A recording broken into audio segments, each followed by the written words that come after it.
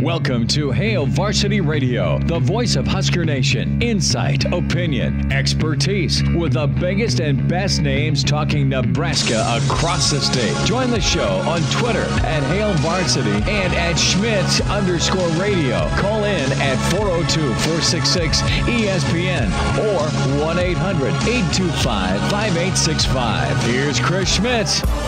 Great to have you on Friday. It's Hail Varsity Radio, presented by the Nebraska Lottery. Chris Schmidt, Elijah Herbal, and a lot to get into. Man, it'd be great to be kicking off this weekend with fabulous weather. We'll just have to watch other college football and enjoy the sunshine. Plenty to dive into. Parker Gabriel, Lincoln Journal-Star, is going to join us with some Big Red talk in about 20 minutes. The Pride of Fairbury back, Bill Dolman, in the 5 o'clock hour. And then Dean Blevins will catch him on the way to Dallas for the Red River Shootout, Oklahoma and Texas. Danny Burke, Pride of Chicago, Burke's Best Bets, coming up at 5:40. You can join us at 466-3776, 466-3776, 800-825-5865. Can find us on Twitter at Schmidt_radio. Chris Schmidt, follow me there. Or Elijah Herbal. At Herbal Essence is where you find Elijah on Twitter. Can email Chris at hailvarsity.com. So we can spend some more time on the quarterback spot. And a nice message. My phone's all... Does this happen to you? Let's just go into the whole smartphone discussion for 2 seconds because it's vital. I want to look up point spreads. I want to look up schedules. And I want to look up kickoff times. Mm-hmm. Those are three key things for me. Texting, yes. Twitter, yes. Email, yes. But as a sports fan, I want to know what time Seattle's kicking off for my kid, all right? I want to know when first pitch is for Game 5 between the Rays and Yankees. I want to know when Denver or Kansas City is getting ready to go on a Sunday, or what time kickoff is for Clemson and Miami on Saturday. I have that kind of memorized typically, but just to be sure, to plan around, okay, where do I need to fit golf in and then football? I go to my phone, and, it's 2 years old, which means, hell, it's time to get a new one. I looked at it. There's a nice message from our dear friend Doug Duda out on ESPN 1460 and 1550. And all of a sudden, I don't even use Siri, and it just starts chirping at me. Yeah. I'm going to take a freaking hammer to this thing. I assume it's because you pressed the little side button to shut it off. I just looked at it, kind of. No, my problem with my phone right now is my service provider. We will get into football, I promise. But I'm not going to name names, but they've been throttling me. they went through a recent merger with another big company. You and I are on the same throttling line. Yeah, and now I never used to get throttled, and now I'm getting stuck at like 2.5 megabytes for my download speed, and it's right. Brutal. Yeah, and if I want to do a little prep, and it depends where I am in the home, to what type of service I'm going to get. It's awful. It's horrific. All right, this is someone yelling at us to get into football. We'll do it. We'll talk some quarterbacks. We'll get into running backs. And we did not have enough time yesterday to hear from Coach Ryan Held.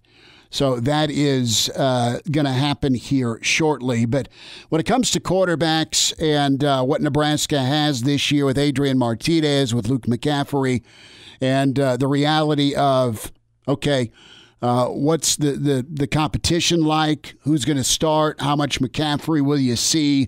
All those things are good questions. You've got 2 weeks to ride it out with the rest of us. And then there's kickoff, big noon, Ohio State. But Nebraska's got a really nice situation at quarterback. You can't really discount that. I think Adrian's going to be the guy. There's still 2 weeks. There's still a scrimmage. There's still practices to be had.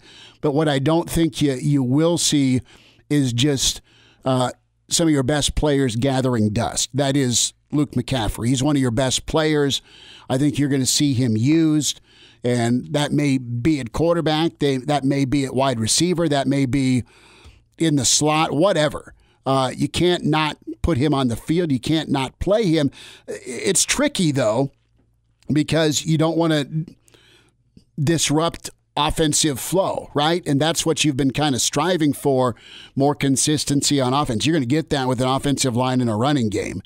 I think you're going to get that with some of the additions you have in the wide receiver room and the depth you have at tight end.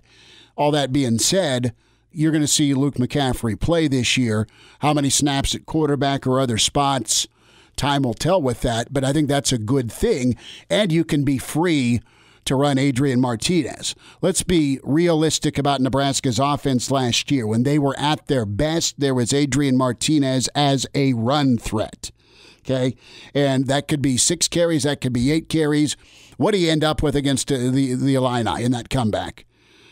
It was probably around 15, right? I mean, it was closer to that 20 mark than a lot of other contests. And while you want him to stay healthy, you've got a backup that you feel good about, and you can go ahead and let him run and have him run tough. Let's go to the phones real quick. I want your thoughts on that, Elijah. Chris, thanks for jumping into Hail Varsity. Go ahead, bud. Hey, Schmitty. So I'm going to go just a tad off the board here, and I need to ask you a question. Please do. Based on a conversation that me and some buddies have kind of been texting back and forth, and that's, what is the best idea that you've heard or yourself for one of the cutouts that it's going to go into Memorial Stadium? Like a character, or, are you guys going to play a prank on a buddy of yours or anything like that? You got anything in the works? I think what'd be kind of funny is the South Park stuff that the Broncos did was great. Okay? So I liked that. As far as a prank goes, it'd be funny to have cutouts at Memorial Stadium of guys, and think about like some of the nemesis that's been there for Nebraska, and that'd be cutouts of Switzer, of Mac Brown, of pick a Miami coach, maybe just Bernie Kosar with a loud Hawaiian shirt and some nose hair somewhere in the stadium, and maybe you have a Heisman section. That's not necessarily a prank, but you have, we know the numbers that are inside the stadium, right? The retired numbers. It'd be cool to have like the pipeline cut out. That'd be all right for me, like front row of the south end zone. Get me the 5 starters of the offensive line from 94. Get me the 96 defense, or give me the 95 starting defensive line, the Peter brothers, Wistrom and Tomich on the north end zone. I don't know. Do you have a prank or something to be kind of funny to put in there? That's a good question. Yeah, so we went the other way. We went more humorous. So what I had proposed is, one of my best friends, I'm gonna get a picture of his wife, and then I'm thinking probably like Thor, somebody that next to her, somebody that's way better looking than him, next to her. And then the other one that we're going with is and he may or may not be listening. So remember the opener, the Riley opener, and when BYU got us? Well, yes. we've got a screen grab of my buddy, his facial reaction at the moment, and because he was on national television, so he has this oh bleep look on his face, right? And I think we're gonna get as many of those into the stadium as we can. So, can you email that screenshot? I want to tweet that out. Absolutely, I can. That's hilarious. Well, I remember that. It was like it was yesterday, and that's the last time I bet. Okay, I picked my spots. I did my own special Schmidt math in that BYU game. I'm like, there's no way that BYU doesn't cover, because you had 3 or 4 dudes suspended for Nebraska. Okay, and you had a 38-year-old starting quarterback for BYU, and they were all kind of tough, and they just kind of beat up Nebraska. And Nebraska had that thing won until the oops, we didn't knock it down moment. Right? Yep. That was just like, oh my God, this year's going to go brutal. But things ended okay in 15, with Riley against Michigan State, the bowl win against UCLA. But man, am I wrong? That was a 10 or 11 win football team. They should have been, for sure. Yeah. I mean, honestly, I was walking out. I was in the concourse. I thought, there's no way we're going to pee this down our leg and we're out. And all of a sudden it was, the other direction, and I just, oh man, so it was 20. What was it? 28-27. Nebraska's running the football. They need one more third down conversion, and then Taysom Hill, who by the way got knocked out of that game, right? So you bring in the other backup 38-year-old, Mangum. Yeah, Mangum, and he just chucks it with a 3-man rush, and all hell breaks loose because it's the first home opener loss since Bowden in Florida State. But send me that look of disbelief. I remember McDonough's call. It was an incredible call. Just a bad moment for Nebraska. But I love the cutout. Your wife's your buddy's wife's okay with this? The picture of her with Thor? She doesn't really have a choice. So, what's this going to run you? Oh hell! I whatever it is, it's going to be worth it. I don't know. You don't get opportunities like this all the time. No, we play pranks on each other like this all the time. That's good. I mean, I could share other stories off the record, with you. So. That'd be good. No, that'd be. We can change the name, kind of like Fargo. And go there. Chris, thanks for the call, brother. Thanks for appreciate you, man. That was good. No, the cutout stuff would be awesome. I just haven't. Something with Desmond Howard. There's got to be something with that going in the stadium. Desmond Howard and Michael Wilbon. Well, those two have got to be in the cutout section. You know what'd be funny is if you put Wilbon, 40, and Desmond like the top row, the top row of East Stadium, like where Kranek seats are at. Way up in the nosebleeds. Bless his heart. I mean, he's a program supporter, but went to a game with Kranek. It's Tommy Armstrong's first start. It's like 4 degrees in October, and we're up there where the wind and airplanes roam, and you need an oxygen tank while you're up there, or maybe not to be obese and drinking profusely before kickoff. But the point is up. Like beyond Kranek seats in East Stadium, have the criticism section, and I think those 3 would work: 40, Desmond, and Wilbon. That wouldn't be too bad. Actually, stick them. We've all seen pictures, right? Watching Nebraska, and you have they come back from break, and then you zoom into the top and. The folks that have the last row at Memorial Stadium pre-skybox expansion and suites, the old Sunset Stadium picture. I have that in the garage, 1990, where you've got like a family of 30 that have been going together, top row, West balcony or East balcony, or South Stadium, the very top, right below the camera well, where people just stand up and watch. And that's how they did things forever. I think we definitely also need in the stadium a picture of Verduzco, cigar in mouth. Oh, you need that's necessary. You need the Godfather look. Now, do you want Verduzco walking from bus to North Stadium, where it's perfectly placed in the side of his cheek, or do you want that picture that's floating around of Verduzco at Fan Day? Oh, that one's he's wearing the sunglasses. That he's got the sunglasses and he's got the big cigar. He's got like the smile too. Yeah, he's got the smile. Dude, you need the Verduzco cigar picture. That's a great. We'll have to ask Parker about this too. There's one of T.O. that is out there where it looks like he's got monster dandruff problems. There was snowfall one year against Kansas, so it was a snow game, and he's got these giant flakes on his big red head. That cutout in color would be perfect. That would. The problem with getting the funny ones in is I feel like the majority of them would be censored by Nebraska. I want to do somebody kissing Kevin Warren's butt, like do a little Photoshop, but I don't think that's ever getting in. No. Well, I mean, there was a time where you could have distracting pictures underneath the when someone's trying to shoot free throws. Because Arizona State's got the curtain of distraction. Yeah. That's pretty good. I remember when Phelps came out of the curtain of distraction. He was like in his Speedo and stuff. That was awesome. No, that's a good point. I'm glad Chris made it a little bit of a lighter Friday start versus news. But we've got news. Back to the quarterback spot. I think it's fair to say you're going to see you'll see more offensive snaps by McCaffrey. Fair to say, wherever that may be. Why not use him? You did last year. And let's be straight. You want to keep him in the mix, not only to step in if he is the number 2 or if he wins the job. And I don't know that Adrian will lose the job. I think he's done pretty well this camp. But you need to use Luke and not be afraid to let him do his thing on offense and enhance the offense. Yeah, I look at how the Saints use Taysom Hill. Right. Where he's not a gadget player for that Saints team.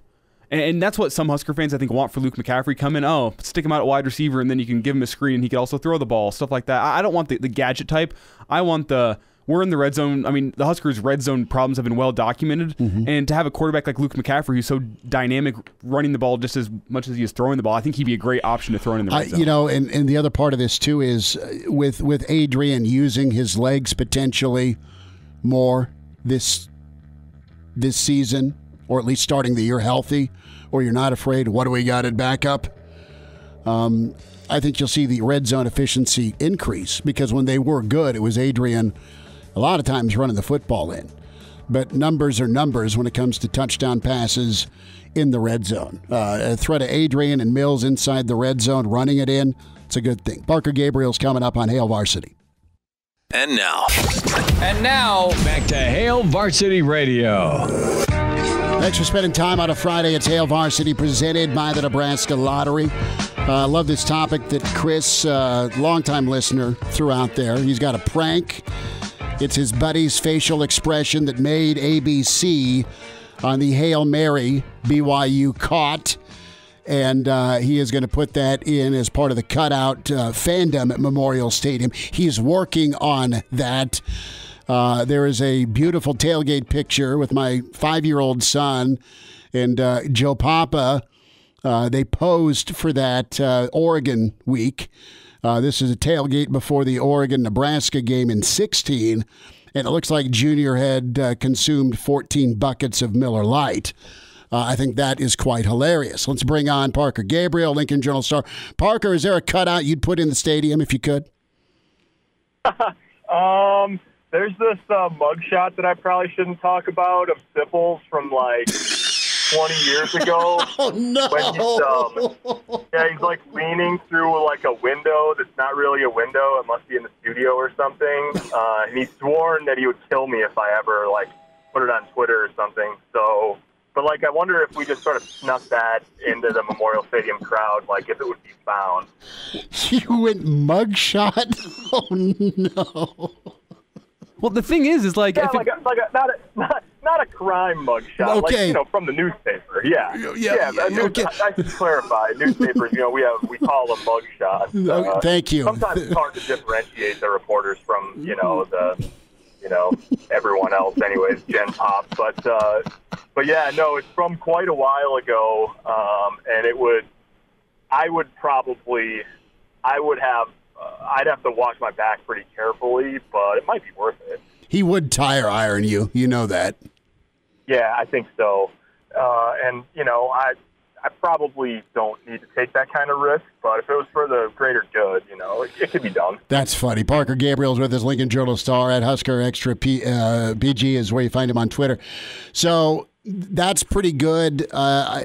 There's got to be, I wonder if someone had guts enough, and there's lots of guts in that coaching staff, but could you find a really bad grade school picture of Frosty and put it out there? A grade school picture of who? Of Coach Frost. Like, we all had awful pictures growing up, man. Like where our ears are 7 times bigger than our head, that awkward. Yeah. I'm just saying, everyone's got a bad school yearbook picture.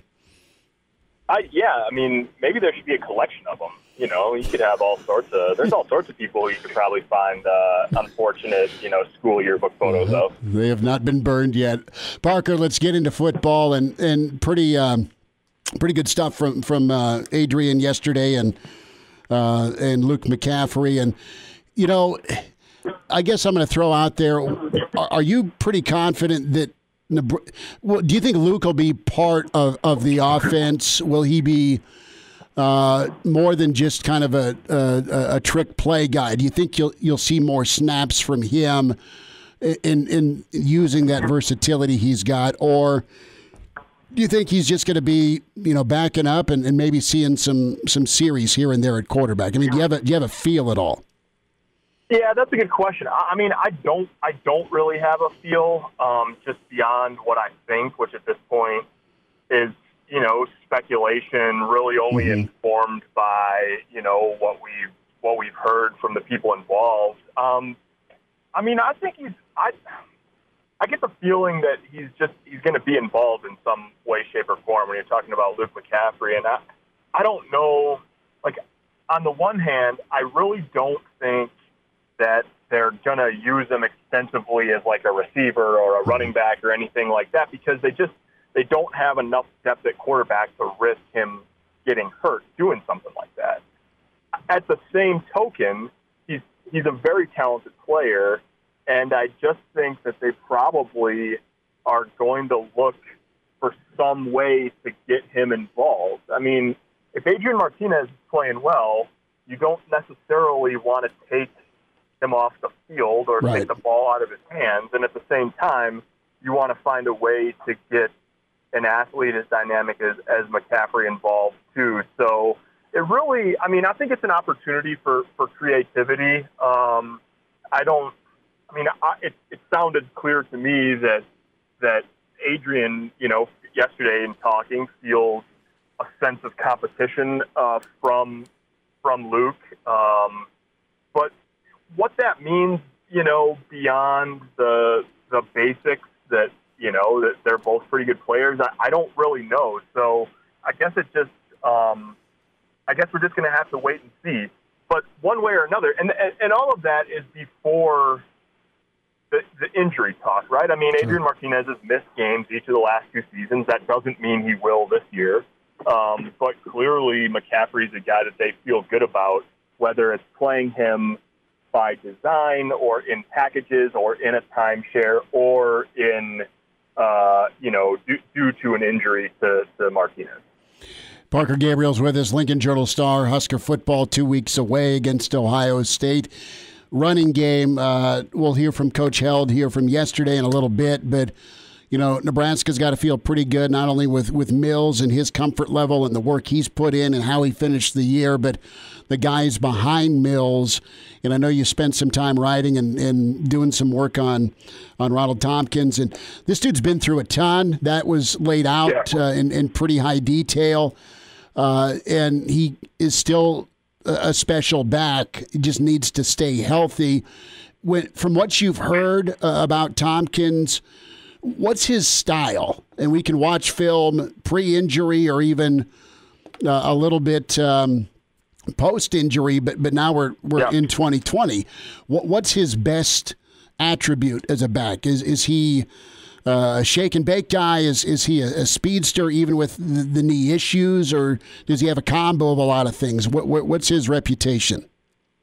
Yeah, well, I think out of high school, I mean, the sort of scouting report on him was that he's really an all-around back, 3-down type back, a guy who could be, who you could play in any situation. Exactly what he is coming off the injury, I don't really know. I know that they're going to be careful with his reps. Obviously, you've got a senior in Dedrick Mills, so there's no reason, that Ronald Tompkins needs to be a really heavy workload type of guy. But he was someone who, when you look at the way he's built, he's listed at 5'11" and 195, and he's a physical specimen now, and he's a guy that you think probably has a little bit of power, and also can make you miss. And then I guess the thing that we don't really know at this point is what the top end speed looks like. But if he works his way, which we think is possible, if he works his way into being sort of in the top 3 with Dedrick Mills, and then the most experienced guy after Dedrick Mills is Rahmir Johnson. So if it was those 3 or another combination of 3 that Ronald Tompkins was sort of involved in, and even if that just meant a small, or situational role for him, I think he maybe can bring something to the table. Talking with Parker Gabriel here on Hail Varsity Radio. And Parker, when you look at Dedrick Mills, he's not the traditional back that's been featured in a Scott Frost offense, especially when you go back and look at Oregon and UCF.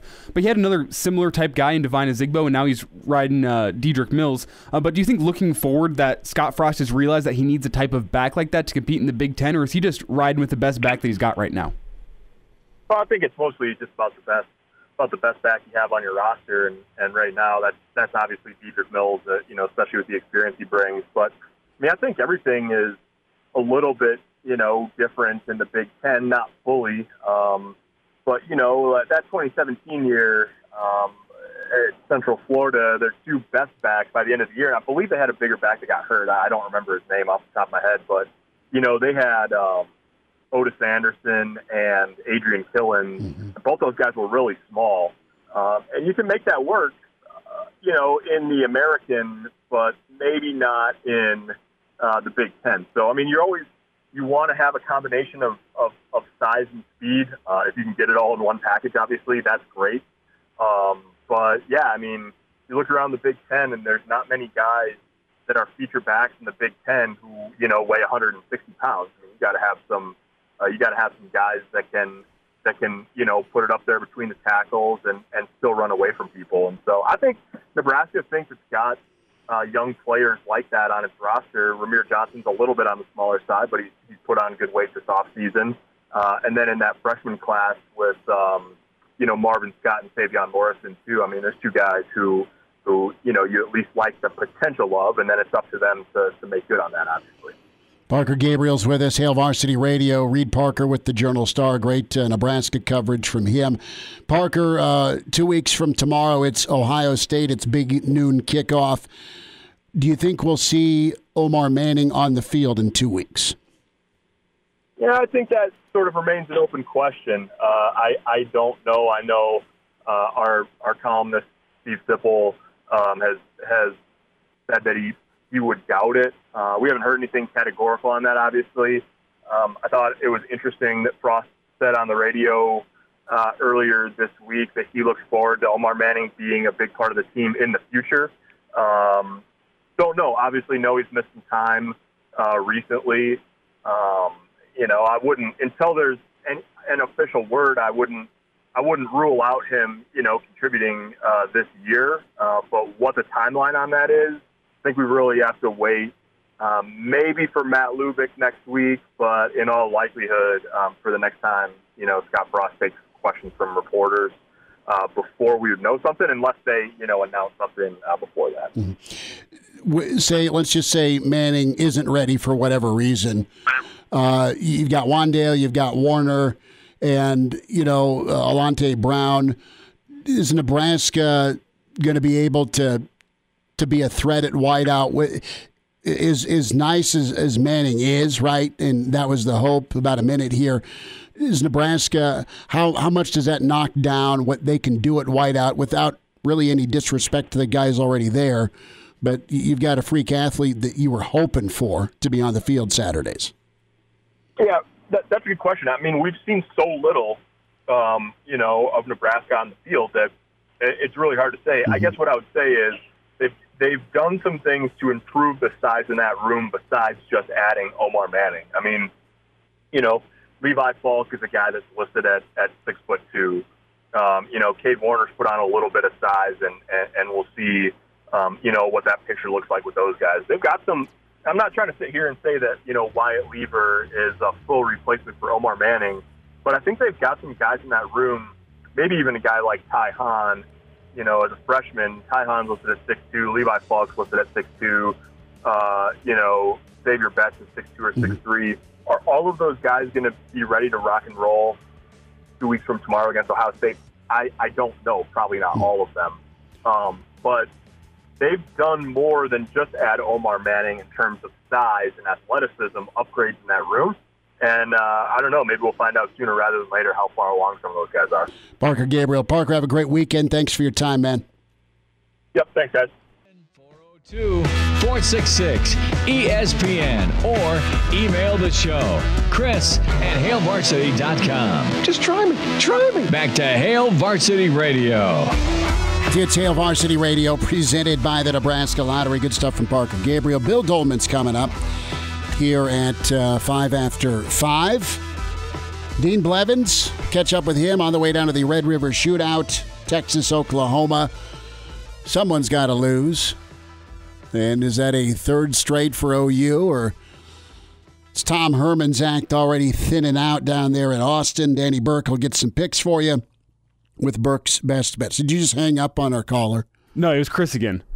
And was he checking email? Yeah, he said, Chris told me to email, and I don't know Chris's email. I'm like, Chris at hailvarsity.com. That's why I just played the intro that had the email in there. Well done. But yeah, I love the topic of funny cutouts, and I can just picture that awkward glare from some of your favorite columnists. Yeah, while we were talking with Parker, I thought of one more good one. Yeah. You got to put Waldo somewhere in there. But when it's not sold out, he's easy to find. But the thing is he's 100% going to get on the TV cameras if you put Waldo in there. If your goal is to get on TV, Waldo's going to make his way onto TV at least once. You know what you do? You know what you do? If you're Ryan Heldon, the recruiting coordinator, don't know how legal this is, but put the guys you want for 2022 in order on your board. The problem is, do you number them? Say, yeah, this is our number one guy, number two guy. I just think you go position. Just put a whole section where the students would be of kids that you're in contact with. So you can't be there physically. Let's make sure your cutout's there. You could take a picture of him and send it to him too, and say, "Hey, good to have you at the game today." Or it'd be really, hey, look, you're on TV. You're at Nebraska. Imagine yourself. I think that'd be kind of a fun recruiting tool. Yeah, I'm not sure if the NCAA would be cool with that, but hey, it's COVID. What can they do? Yeah, it's not like they're going to show all up. Furloughed. It's not like they're going to show up and bust you. So last night we bet a steak and a beer. Oh no! And I said I need 7 points. This is why I wanted the 3. The 3 would have been close if Tom would have had a 5th down. Yeah, that was bad. That was a senior moment for Tom Brady last night. But I can't believe that happened. And if I'm the Tampa defense, I'm a little bit furious to not only lose but lose outright. And you score, and you take that many trips into the opponent's 40, and you come away with 100 field goals. And that was tough to watch because there was a flag every third play last night. And Nick Foles came in and threw a couple of wheel routes and beat you. Levante played an amazing game. Sue was good. I think Vay, their interior dude, is done. I mean, he had to be carted off. That's not good. Out for the year, sounds like. Barrett was really good off the edge. But Chicago, I know they're 4-1 now, and that's great if you're a Bears fan, and there's lots of you out there. But that was kind of a joke last night by Tampa. They'd get a good run game going, penalty, personal foul, holding, go through it. You had a hobbled Evans that still got open. Gronk should have stayed retired. That's a quick hot take through 5 games now. And he's a shell and shadow of himself. He moves, and I love him. Gronk's awesome. He's still super talented, but he just doesn't. He's either not in shape or he's 31 going on 51, right? He just does not look the same. And for Brady to have that mental lapse, that's very un-Brady-like. And he was rattled. I mean, Khalil Mack was phenomenal last night coming off the edge. That one play where he hip-tossed Tristan Wirfs, yeah. That was just a play that kind of represented the whole game. That's Zach Duval's strength, baby, 101, because that's who coached him up at Buffalo. But, yeah, that was kind of shocking. We'll get more in-depth with some NFL coming up. But since we bet a steak and a beer, and I would have even won with the 3 versus the 7 since I was forced to take Chicago. You took Tampa. Yeah. I'm thinking New York Strip. New York Strip? But I will let you get away with you can buy me Rolling Rock beer. We can go cheap on the beer. Okay. All right? Okay. When are you thinking? Sunday? We can, yeah. Junior's grounded from now till eternity. His mother did that to him last night because he's clearly not taking science class with Jesse Pinkman or Walt the way he did on his science test this week. He's probably just been focused on making meth in class. He'd sell it. He'd be good at that. But clearly he can't even put the chemicals together the right way right now. Let's hear from Ryan Held here real quick if we got a couple of minutes and dive into the running back situation for Nebraska. Really enjoyed hearing that. So Coach Held kind of starts off and just assesses the room and spends time on Mills and maybe what you can see from Mills, all the work he's done in the offseason, but specifically, you know how good he finished last year. It started clicking. Mills has been very outspoken about his ups and downs through his football career, and he's to be commended for that. And with that offensive line in front of him, man, Nebraska's got to win, but Mills is a chance to be, an all-conference performer. He's that talented, and he has, 100-plus career starts in front of him on the offensive line. Here's Coach Held on the running back room. Well, he's definitely gotten a lot better over the past year, and you could see how much progress he made at the end of the year. And it was just more reps he was getting, understanding the footwork and the offense where the runs could hit. So he's done a really good job. He's been a leader in our room. Obviously, we're fairly young, experience-wise, so he's got to be the bell cow. I expect a big senior year for him. He's going to have to carry a good amount of reps for us. But he's done really well up to this point. I know he's excited to keep getting better and get ready for the first game. So there's your bell cow. There's your running game that is going to pace this Nebraska offense. You sprinkle in Adrian. So question I have is Adrian going to be your number 2 rusher on the team behind Mills, or is it going to be a Johnson or Tompkins with maybe Adrian's your second best yards per carry guy, okay? But is Rahmir gonna be a 500-yard back this season? Here is Held on that second and third team back behind Mills. Well, the good thing this year compared to before is we actually have some depth and we have some good pieces to work with from a numbers perspective. I mean, when you talk about returning players, Rahmir Johnson redshirted last year. We were able to save that. He's done a really good job this fall camp. He's gotten bigger, probably put on 10 pounds or so. He's being more physical, catching the ball better. His understanding of the offense is better, so he's definitely in the mix. Ronald Tompkins, we didn't know what that would look like, with his injury and everything, and he's come back and done really well up to this point. We just got to be smart with him, from a rep standpoint to make sure that we watch the pitch count, so to speak, with him. But he's a guy that it's good to see him out there. He hasn't done anything in a couple years, and so he's been able to, when we've done some physical stuff, been able to get out there and take some hits, which is good. And you can see some really good talent there that we're excited about. We'll have final thoughts here this hour next. And now, back to Hail Varsity Radio.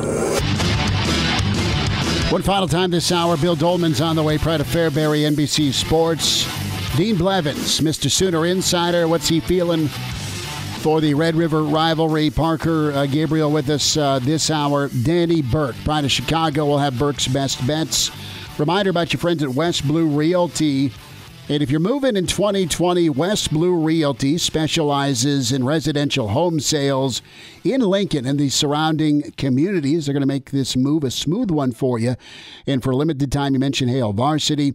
They can give you up to $1,000 on the closing of your next home purchase. Give Tom Luby a shout at 402-540-3768 or Kelly Hofschneider.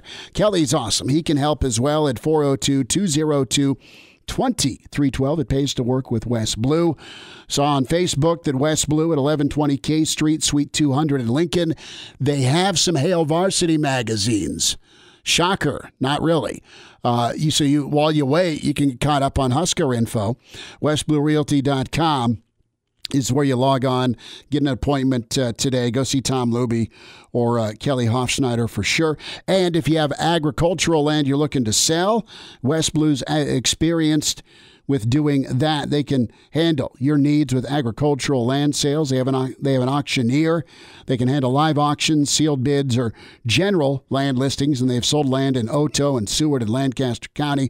They can handle a large radius. WestBlueRealty.com. So, carrying the football, Ronald Tompkins been on our mind today. And what's a pitch count look like from him? You just heard Coach Held talk about being careful. You heard Parker Gabriel talk about that as well. And, I'm thinking 7 to 10, maybe that's extreme.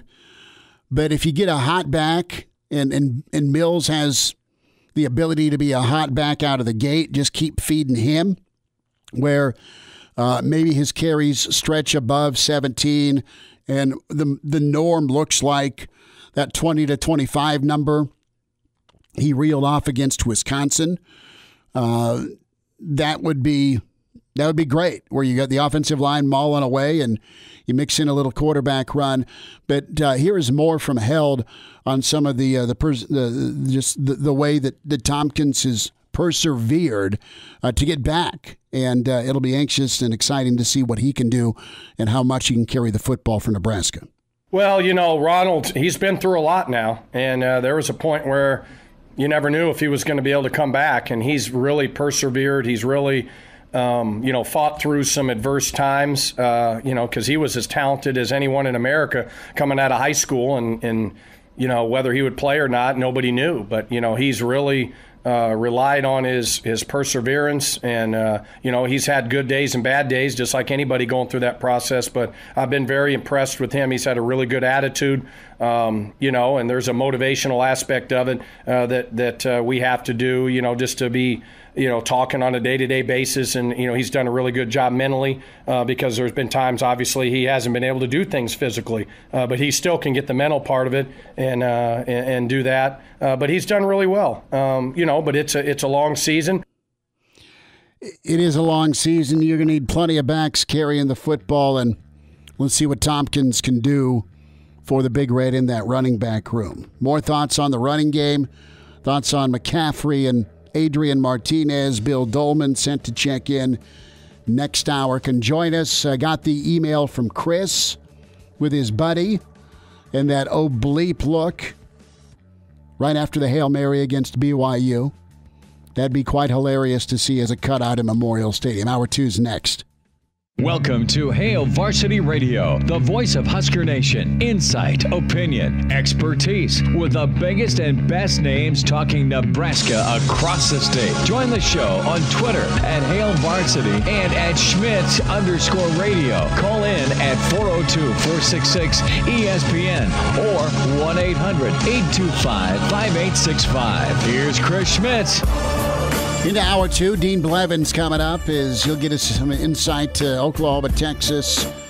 That was supposed to be big, and now it's to keep from continuing to free fall. We'll hear from Danny Burke, Pride of Chicago, Burke's Best Bets. The Pride of Fairbury is with us. The man with NBC Sports, Bill Dolman, at Bill Dolman on Twitter. Billy D, what's up? How are you, man? Well, I'm still exiled out in Colorado. I mean, how would you be? But nevertheless, it's nice to be able to be on the air with you once again. It is good to chat, dude. And there's a lot to get into 2 weeks before kickoff. But we had a caller dial in and say, he's got this cutout of his buddy like seconds after the Hail Mary that BYU completed in 2015, and that's what he's moving forward with as a cardboard cutout inside Memorial Stadium this year. I think that's funny. Give me 3 or 4 cutouts that you, if Bill Dolman's making the yes or the no list, give me 3 or 4 cutouts of either coaches or players banned from Memorial Stadium. Oh, banned from Memorial Stadium. Well, as good of a man as I knew that he became, Keith Jackson, the tight end from Oklahoma, who made that catch literally 2 yards in front of me. Why didn't you stick your foot out? Well, that's one of my great regrets. I know, and I've apologized many times for not being the athletic director at Nebraska, so we wouldn't have gone through what we've gone through the last couple of decades. But nevertheless, the fact that after he pushed off, and I think it was Brian Davis. Broderick Thomas. Whoever he pushed off, the fact that I didn't trip him, that's pretty tough to think about. I think maybe anybody from Colorado ever. Okay. That's a large list. Well, yeah, probably. Boy, it's so we've got Keith. We have Keith Jackson. I believe a Christian pastor, a wonderful guy. Great man in the community in Oklahoma and in Philadelphia and wherever he is to this day. But still, the fact that he pushed off in front of me and made that catch in, what was it, 86? 86, the all-red game. So I have all Buffs, just in capitals, all Buffs. Well, okay, let's put it this way. How about all of the Buffs from 1994 that got onto the field thinking that they were going to win that year, and they all stomped on the end, flipping off the crowd, and then, lo and behold, the tunnel walk starts up, and they all stopped, stared, and watched it as Tommy Frazier and Mike Minter came down the tunnel with Tom Osborne, neither one of them in uniform, and Colorado watched, and Bill McCartney said, we lost that game watching that video. Yeah. But watching those guys stomp on the end and flip off the crowd, I thought was pretty classless. Would it be in poor taste to have Jamel Holloway arm and sling with the Beaver jacket? I don't know. That was back when the Nebraska-Oklahoma rivalry was special, and I've said it many times when we did Average Joe and on this show, we hated to love Oklahoma and we loved to hate Oklahoma, and it was similar down there. So, that's what made it the best rivalry in college football. So, yeah, the Jamel Holloways and the Thomas Lotts and the Billy Sims and the Brian Bosworth, but that was great college football. That was great theater. And I do think as much as we hated him, we loved to hate him and hated to love him because, over time, people remember how respectful and fun that rivalry really was as opposed to some of the other things that have been, forced upon us over the years. So we'll let some member of the Sooners in that is wearing a fur coat, either Barry or Jamel Holloway. What about any past coaches? I figured, and Elijah and I were talking, there's always great seats at Memorial Stadium, but there are some seats where Cranack sits that airplanes fly by. They're up there. So that's where we could put Desmond, Wilbon, and 40. They're three cutouts. The worst seats in the house.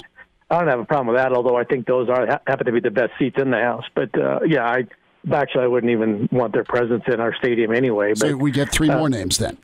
Coach, does the 4-year case of the flu, would that be one that would count too? So you wouldn't...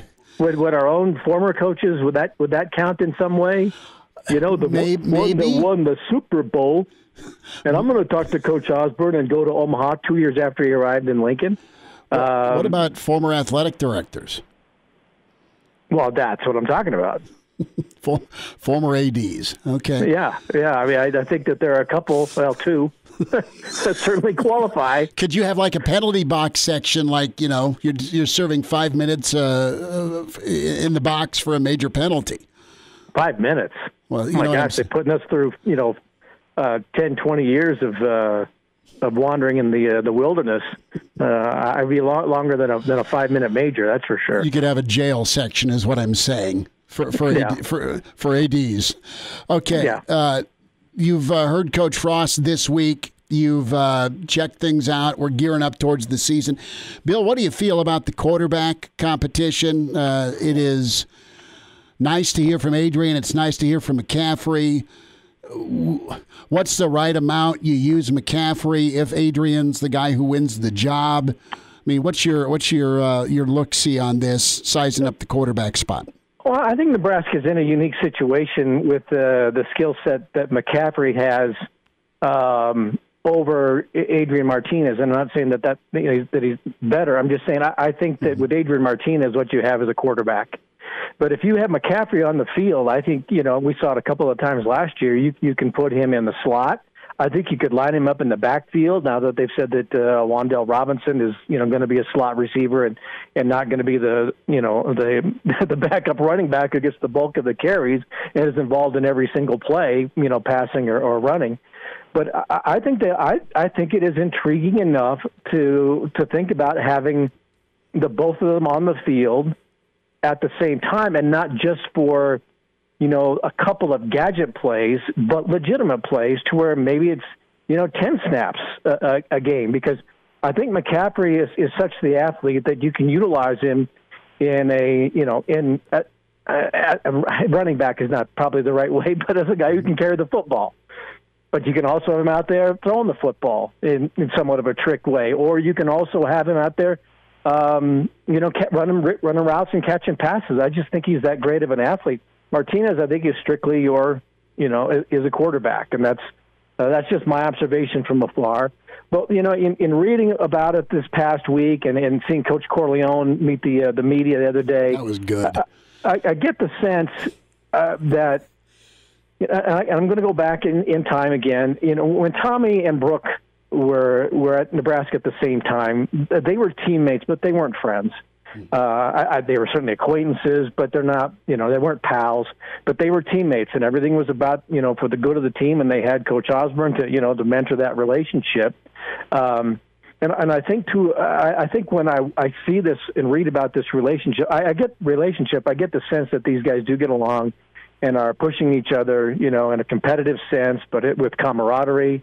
So I don't get the sense that there might be any division as to a Luke faction and an Adrian faction. I think, people legitimately look at this and say, we have two really good quarterbacks who are really good guys. Now, the onus, I think, is on Adrian because last year was not good. And we can say it was because of injury, but he was not having a good year last year.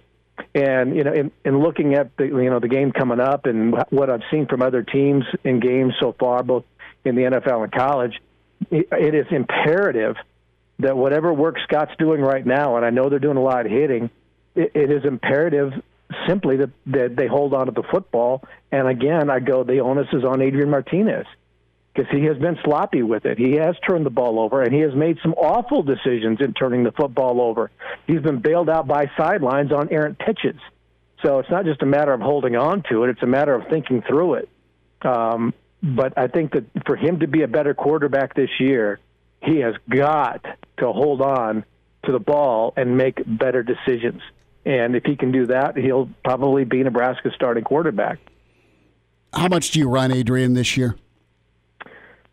Well, the offensive line is as good as they seem to think that it is going to be, and I don't think that there's any reason to doubt that with, 5 starters coming back and over 100 starts together. I think you have to let those guys, predicate how much you run him. And if that offensive line is going to be good for Adrian Martinez to be the quarterback that he was brought in to be, he's got to run the football.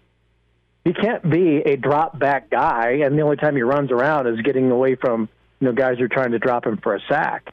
He has to have that threat to run, just like Taylor Martinez did, back in the day. No relation. Martinez wasn't much of a threat to throw. I think Adrian can be. Certainly, again, but that goes back to decision-making. But if he can throw efficiently and run the ball as athletically as he is capable of doing, and that offensive line, creates the holes and gives him time, he has to run the football. You can't take that away from his game, because if you're going to do that, if you're going to limit Adrian Martinez running the ball, then Luke McCaffrey ought to be your quarterback. Bill Dolman is with us here on Hail Varsity Radio. And Bill, what do you need to see from Adrian in the first couple weeks of the season to keep you from calling for Luke McCaffrey? I mean, obviously the games were so tough at the beginning of the year that I don't think anyone's really expecting Adrian to go 3-1, 4-0 in those games, but just specifically his performance, what do you want to see? Why not? You're talking to Billy D. Yeah, Fairbury. He's waving a red flag right now in Colorado. Why wouldn't they go 4-0? I mean, we're not Texas or A&M, for God's sakes. I said expecting to go 4-0. I do. I'm talking like 5-0 in the first 4 games. But go ahead. Go ahead with your question. I just want to know, what do you want to see from Adrian, statistical wise or just team leader wise, to keep yourself and Husker fans from calling for Luke McCaffrey to come off? I go back to it. Decision making and holding on to the football. And sometimes the decision-making led to not holding onto the football, whether that's a bad pass at a bad time or, anybody listening can go through a Rolodex. If you know what that is, go through a Rolodex in your mind of, errant pitches. Just why are you doing that? I think there was a couple like in the I can't think of the games, but I want to say Purdue, but I don't think that's right.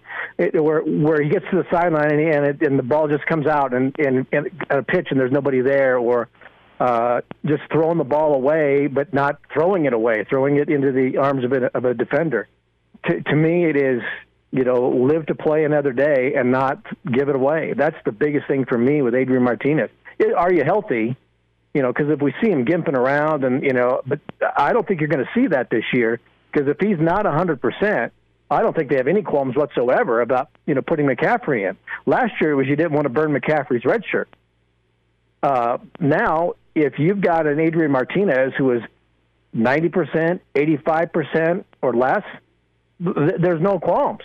You play McCaffrey, because I think we saw in glimpses last year that he is certainly good enough. And if you have Adrian making some bad decisions and pitching when he shouldn't or not holding on to the football, then you have a capable backup in Luke McCaffrey. Bill Dolman's with us, the pride of Fairbury, NBC Sports, Hail Varsity Radio, at Bill Dolman on Twitter.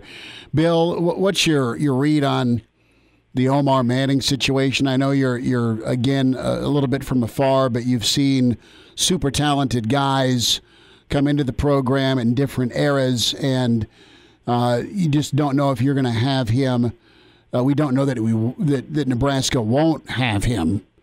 Nothing's been officially said, but you had some delays with on-field reps the last couple of weeks.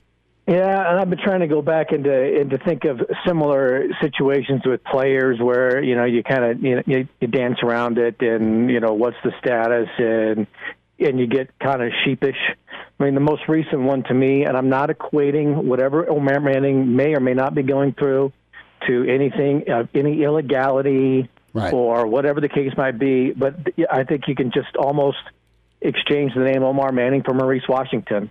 Some of the stories are starting to read a little bit the same way before things really got out of hand, with Maurice, and it became pretty clear this guy's not coming back. This guy is on the outs. But in the early stages, you've got some of those guys that come in, they're pretty highly touted, and it's like, well, what's the story here? Oh, we're just, dealing with a few things, or I got to get some things cleared up. And, so that's, as kind of somebody who understands the PR game and the spin and all that, that's the first thing that kind of came to my mind was, do we have a Maurice Washington thing where you just don't quite know what's going on? And again, please don't read anything to any illegality at all. I'm just saying there's something that's just a little off at this point. But I don't think it's a big distraction just yet. I think Scott seems to have a handle on his football team, and it's one of those deals like, if that card's not on our deck when the game plays, the game starts, then we have people that we're confident in who are ready to play. Bill, what do you got coming up here? About 30 seconds this weekend. You checking out some NFL? You watching the NBA tonight? What's on the Dolman radar? Oh, I don't think there's anything more important in this country right now than the NASCAR playoffs, and looking at the silly season with the changing of Clint Boyer retiring, Jimmy Johnson retiring, Matt DiBenedetto staying with the Woods brothers. I think that's exciting. So, you've got NASCAR. IndyCar, I think, is a week away from the end of its season. So, for me, that is what's tiding everything over until we get, of course, to biathlon and cross-country ski season in November. I love that. Bill Dolman, pride of Fairbury, NBC Sports, and Bill Dolman on Twitter. Billy D, we'll talk next Friday, bud, and thanks for jumping on and talking some Big Red Ball with us. Always good to talk to you. Go Big Red. All right, there he is, Bill Dolman with us.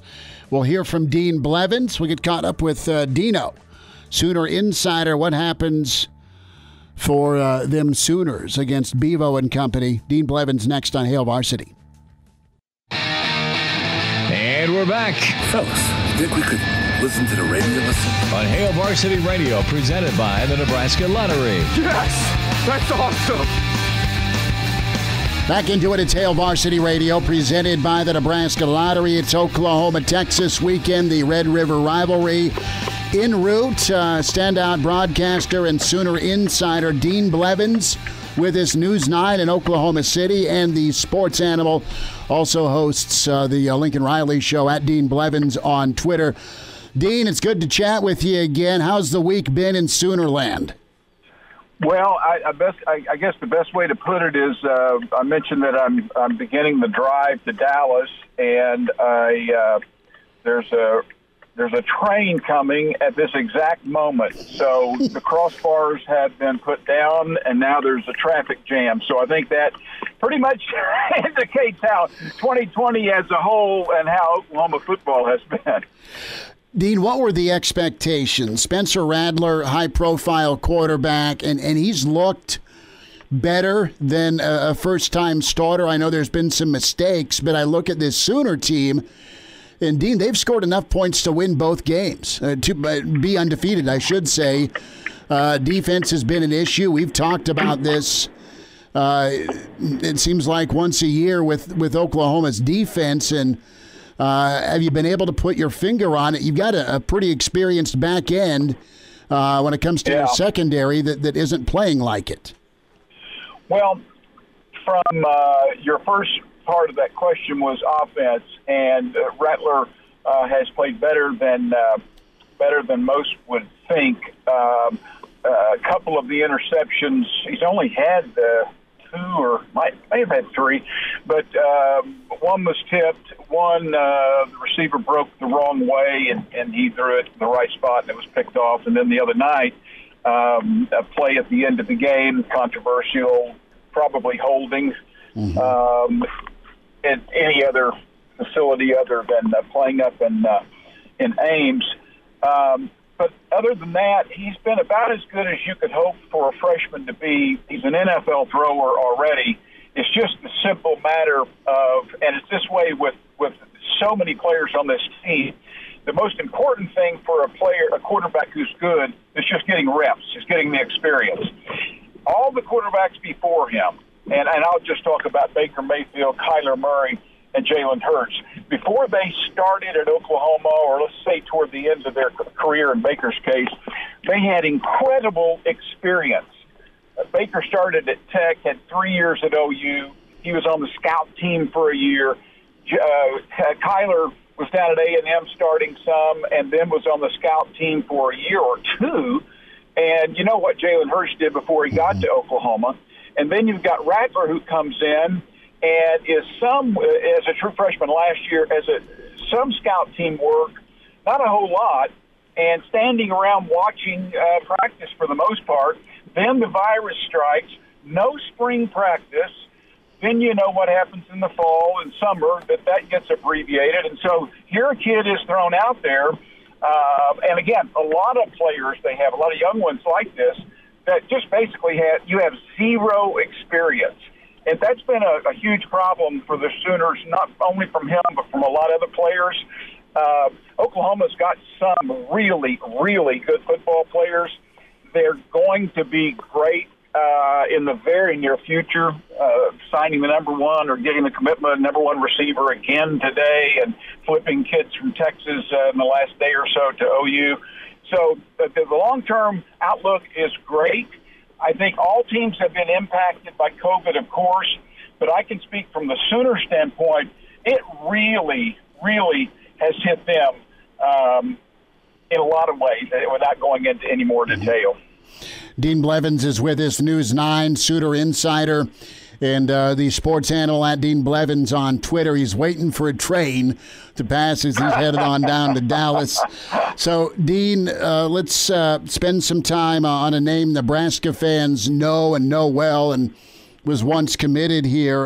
Brandon Radley-Hiles, Buki, is a guy that's now a junior, and he's played a lot of football for Oklahoma, and he's not alone when it comes to tackling in space and blown coverages. And I'm not here to pick on just him, but you just see that in today's offenses going against offenses in college football. It's such a stress on defenses, specifically when you're in that one-on-one position. And Buki had a tough night in Ames, didn't he?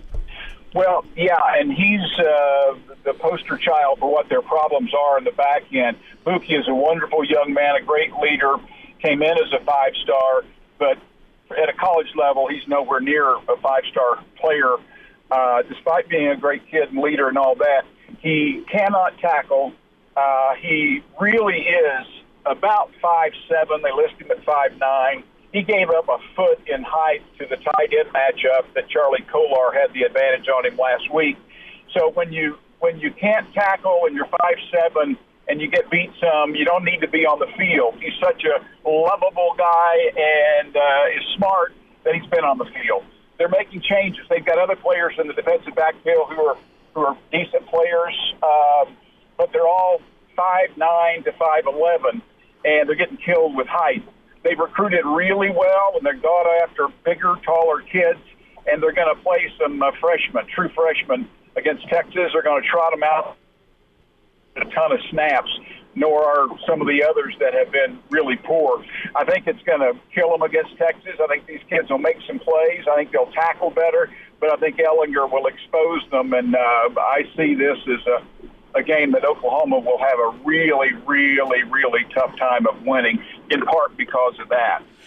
Dean, that's where I was going. You have such a low point spread on this thing, and you've got the experience with Texas. There's been some frustration in the state of Texas with expectations and where things are at with Herman. Same with A&M, as they've got an opportunity with Florida this weekend. But, you know, what are you expecting this weekend down in Dallas? You've already kind of laid out the game side of things, but you played in those Red River rivalry games. You played and beat Texas on some amazing Sooner teams, national championship teams. It is going to be, is eerie the best word based on the crowd and just this pandemic, what it will do this Saturday? Yeah, and I think that by the fact that there won't be as many people, there won't be the state fair going on, some of the hoopla will be down. I think that'll help Oklahoma, particularly with Rattler and some of the younger kids.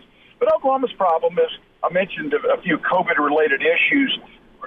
Chris, I don't know if you realize this, Oklahoma's down to its fifth running back. Coming out of last season, the guy that's going to start for them now would be considered their fifth-team running back. Trey Sermon transferred because he couldn't beat out Kennedy Brooks, who opted out. He was the Big 12. I think he was the Offensive Player of the Year or some. I mean, anyway, he was really, really good. The other back, the third one, Ramondre Stevenson, is going to be an outstanding NFL back. He's unbelievable, and he got suspended, so he is still out for 2 more games, along with a 5-star receiver and also their best defensive player in Ronnie Perkins, who they were hoping to get back for the Texas game, and they're not getting him back. So the running back's a perfect example. They're down to their 5th running back. In addition to having the inexperience issues and, just the tackling and other problems. So they have been just really hammered depth-wise, and it's just been, I'll put it this way, it's been a combination of things that's made it as bad as you could possibly have it outside of your quarterback being hurt at Oklahoma right now. And rarely would I say this in a game, but I don't give Oklahoma much of a chance of winning this game. Dean, a couple of thoughts before we let you go. You're close with the program. How's Lincoln Riley dealing with this? I know you got to coach him up. I know you got more games to play. You can't dwell on the negative, but you can learn on it and get better. You've laid out the reality that Oklahoma's facing, but things have gone pretty awesome for Lincoln Riley in his career. How's he handling the adversity and leading these young guys? Well, I mean, it's gotten to him. You see the competitor in him. Sometimes we see him over there and see him in kind of a calm, relaxed mode, you would think, but his mind's always thinking. He is an incredibly brilliant guy. He's a real players are attracted to him, and it's going to take all of his skill and his staff skills. If they go down and lose this one, then they're on the road to TCU. So you may be looking at just an unbelievably bad start for them. So it's a real task in keeping those guys together. That's the real battle this week, Chris. Texas and Tom Herman saying the right things, although I think he's selling himself in Texas because I think his job could be on the line. He's saying that they had their greatest Sunday and everything is unbelievably great. Lincoln is just saying, hey, let's go out there and find out if it is. The loser of this game, short term for Oklahoma, if they lose, will be in really, really bad shape, and it could cost Herman his job. That quick, and I know Texas has been quick to pull the trigger, but wow. Does that shock you? Chris, I'm assuming now, not that the Longhorns go 8-2 if they lose to OU. Right. I'm assuming they lose more games, a couple more games. Right. But it is really getting hot down there. Do you realize that Oklahoma has beaten Texas 8 of the last 11 games? Texas has only won 3 of those games. Big money Texas people don't like that. Well, and you got Gary Patterson that's 7-2 against Texas. Unbelievable. That's an even more unbelievable stat. As much as I sound kind of down on the Sooners, it's more because of things they can't control. And so they're not going to have a good year this year. But you ought to write that down in pencil, because the way he's recruiting and the way this thing is moving ahead, the next quarterback's already committed, the number 1 player in the country. The Sooners are going to take it to a level that they haven't seen since 2000. Well, that'll be nice, and they're on Nebraska's schedule, so thank you for that, Dean. Dean Blevins. Well, we look forward to hooking up, I'll tell you that. That'll be good. Sooners Insider. Dean, be good, safe travels, and thanks for a few minutes. Okay, pal. Gotta love Dean Blevins. And, Dean's been doing this for so long. We just talked to Bill Dolman, and Bill for years was the host of the Tom Osborne Show. Dean Blevins has been the host of the Lincoln Riley Show, the Bob Stoops Show, Barry Switzer. I mean, go down the list, and that's Dean and his connection with the program. And with Buki, for him to be able to say nice things about the character of the kid and the personality, but also call it like he's seeing it with, all right, this is a 5-star junior that gets worked by tight ends and is still having problems tackling. That's how I guess you criticize without making it personal. And it was pretty good insight there from Dean Blevins. Danny Burke's next. He's in his 30s, but sounds like he was born with a stogie in one hand and a brew in the other. Now, say my name. It's Schmitty on Hail Varsity Radio. I got the body of a taut, preteen Swedish boy. Back with it at Hail Varsity Radio, presented by the Nebraska Lottery. It is time for Burke's Best Bets. The pride of Chicago is Danny Burke with VSiN, and he hosts the Rush Hour Monday through Friday and Bet on Chicago on 890 in the Windy City. And, of course, he's on Fox Sundays for that Chicago Bears pregame. You got your Bear visor on, Danny Burke, pride of Chicago, my friend. What a hang-on by Chicago last night. Schmitty, believe it or not, I'm actually wearing my Bears beanie that I got a couple years ago, and that was not intentional. I've just been kind of liking to wrap it around the house sometimes when it's a little bit chilly in the morning, but, I mean, how about it? I didn't think that was going to happen. The 2 bets that I actually ended up having was the Bears team total under 20.5, which obviously they ended up with 20, so that was a nice little sweat there. And then what we've been doing with our show, Rush Hour, with Bet Rivers, who we're partnered with, we're allowed to come up with some of these props, and they'll put up a little section for us. So if you're in Illinois and you go on the website, there's VSiN Rush Hour bets on the side, and it's some props that we come up with and everything. And the one that really stood out to me was Tom Brady to have more completions than Bears to have points. So that one hit as well. So on those, it was nice 2-0. I did put in a lot of live bet. I'm gonna be honest. I put in a live bet against my Bears when I saw Brady yelling on the sidelines and trailing at half. It seemed like it was almost too good to be true. But Then we see him forget, allegedly, that it was 4th down, and I don't know, he just didn't look the same, and the Bears' defense stepped up when it needed to, and so did Nick Foles, despite everybody saying to put Trubisky back in the first half. But, no, that was a good and surprising win for sure. Danny Burke's with us. Burke's Best Bets, Pride of Chicago, at Danny Burke 5 is on Twitter is where you find him. So, Danny, let's look some college football in the eye. Texas, Oklahoma. You want to talk about two teams struggling. Nobody in Nebraska is shedding tears for either. OU's at -2.5. What do you think of that? Yeah, so every week we make about 5 picks in college football for our Point Spread Weekly digital magazine, and this is probably one of the ones I like the most in this spot. Now, Oklahoma screwed me last week, I'm not going to lie, and this was after I backed Iowa State the week before, so it's kind of going back and forth on both of those teams. But, look, we know Iowa State still has a solid offense. Brock Purdy and Matt Campbell do a tremendous job. And Oklahoma, look, they've just looked rough so far. But when you look against the opponent this week being Texas, I think it's a really good spot for Oklahoma. As we know, Texas is ranked, but despite that, Oklahoma opened up as the favorite, and you're still seeing money go that way. Now, when you're usually a public bettor, you usually see a team ranked as an underdog in a rivalry match like this and go, why? They're giving me points, I'll take that, whatever. So the sharper play seems to be more with the Sooners here. And Texas, as we know, they get about 51 points per game so far. Oklahoma's at about 38. But Texas also allows about 31 points per game. Oklahoma's defense has been shoddy, but relatively solid from what we've seen in years past, 25 points allowed. The big thing is on the ground game, and rushing yards allowed. Texas is at 127 and Oklahoma's at 85.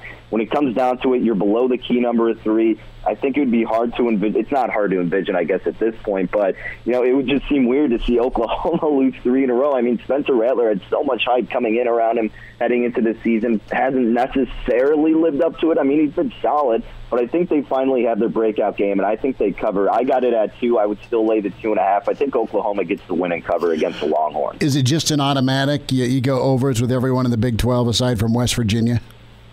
So, yeah, I'm thinking in general you go overs. Like, it's either overs or nothing. I mean, last week I took probably about 3 overs and they all hit, and I took a couple more this week. But, I mean, in any sport, baseball, NFL, college football, everybody keeps saying you're a sucker if you take the under, and really that's kind of been the theme. So, for me at this point, besides taking the Bears team total under, it's just I'm taking overs or I'm staying away from the total. So, I definitely wouldn't talk anybody into betting the under. Danny Burke, Pride of Chicago, is with us. Burke's Best Bets at Danny Burke 5 on Twitter. How about Mississippi State, Kentucky, the Pirate? What a statement out of the gate against LSU. Kentucky winless, and the Wildcats -2 here. This is a tight one to call, isn't it? I know it is, and you and I were briefly talking about this, but look, Kentucky on the defensive side is really where I'm kind of suspect on them. They allow about 36 points per game. And Mississippi State, yes, are coming off a bad loss against Arkansas last week. They had the impressive win against LSU in Week 1. Look, with KJ Costello and Mike Leach, I just like taking the points in this spot. I'm just not so sure about this Kentucky team is really my concern. It's not much as more of a bet on Mississippi State as it is I'm uncertain with this Kentucky team, and you're giving points to this offense that's very capable of putting up big numbers in Mississippi State. So I took the 2.5 with Leach and Costello. So we'll see what happens here. I have a little bit more confidence in the Oklahoma pick, but I still do like Mississippi State catching some points in this spot. All right, so you like the Pirate, you like the Sooners. Let's go to the NFL. How about Cleveland, man? They erupted for a boatload of points. Are they going to be able to stay on track offensively without Nick Chubb? The Colts also at 3-1. What do you like here that says even where I'm looking? Yeah, so this one opened up at about like 2.5 or so in favor of the Colts. And the total was at 47, so the total's been pretty steady, but I actually leaning toward the Colts in this spot. Now, at 2.5, it was a prime teaser spot. When you tease a short home or road dog at about 1 to 3 points, you tease them through the 3 and through the 7, the Browns fell under that category. But I didn't take them because I could just see this being a classic Browns letdown scenario where not only do they lose, but they don't cover their teaser. So we saw how great this Colts defense was against the Bears this past weekend. It's not to say the Bears and the Browns have the same offense, but ever since Week 1 where the Colts had their lackadaisical performance against the Jags, they've really been stepping up. That offensive line is great. The defense has been stout. So I actually lean toward Colts money line, and now that it's even, you're getting a better price. So I think the Colts win the game outright. And I lean a little bit toward the under here just because of how good that Colts defense is, and I think the Browns defense can do enough to slow down the Colts offense, which isn't that solid, but when it comes down to it, I think everybody's just getting fascinated and infatuated with what the Browns did against the Cowboys, who have such a bad defense, completely different beast going up against the Colts this time around. So I think the Colts win this game outright. Danny Burke, Pride of Chicago with VSiN. Rush Hour is his daily show, also with Fox when it comes to the Bears pregame, and hear him with Bet on Chicago on 890 in the Windy City at Danny Burke 5 on Twitter. Danny, about a minute and a half here. Just a quick feel on the Yanks or Rays tonight, or Miami and LA. Of course, could be closeout night for LeBron and company.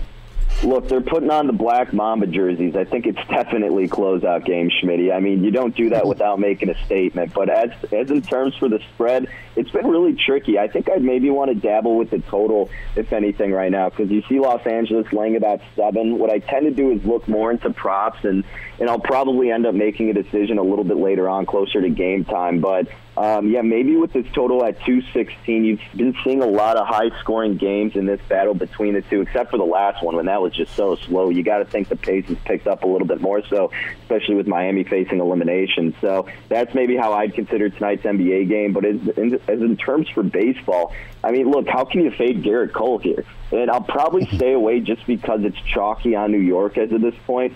But Garrett Cole's hard to go against at any time, specifically in the postseason. However, at the same time, Glasnow's an absolute stud, too. This total's a shorter one. Maybe you look at a first 5 under just because they'll be playing this one really tight in an elimination game.